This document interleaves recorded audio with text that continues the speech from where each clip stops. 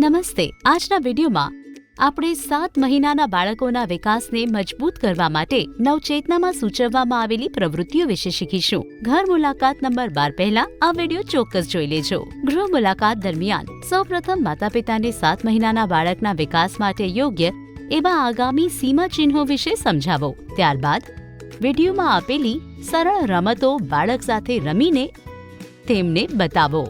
બાળકને રમાડ્યા પછી માતા-પિતા અને ઘરના બીજા સભ્યોને પણ કહો કે તેઓ બાળક સાથે રોજ આ રમતો રમે. આ પ્રવૃત્તિઓ દ્વારા 9 મહિનાની ઉંમર સુધીમાં બાળકો સામાન્ય રીતે નીચે મુજબની ક્રિયાઓ કરવા સક્ષમ બને છે. તેઓ બંને દિશામાં પડખા ફેરવી શકે છે, રમકડું પકડવા માટે બધી આંગળીઓનો ઉપયોગ કરી શકે છે, પરિચિત ચહેરાઓ અથવા રમકડાઓ જોવા પોતાનું માથું ફેરવી શકે છે, તેમની સામે છુપાવેલા રમકડાઓ શોધવાનો પ્રયત્ન કરે છે, જ્યારે તેમનું નામ બોલાય ત્યારે પ્રતિભાવ આપે છે. દરરોજ બાળક સાથે આ સરળ પ્રવૃત્તિઓ કરવાથી સંભાળ રાખનારાઓ બાળકને વિકાસના આ સીમા ચિહ્નો સુધી પહોંચવામાં મદદ કરી શકે છે. નવચેતના મુજબ બાળકના જીવનના 7મા મહિનામાં કરવાની પ્રવૃત્તિઓમાં નીચે મુજબનો સમાવેશ થાય છે. મમ્મી પપ્પાને શોધવા, દડા સુધી પહોંચવું, હોઠોનું હલનચલન, નહાવા સમયની મજા.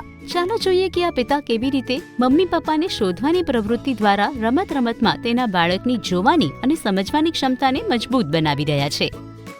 પપ્પા ક્યાં છે? પપ્પા ક્યાં છે? પપ્પા ક્યાં છે? દિશુ, પપ્પા ક્યાં છે જુઓ. બીશુ.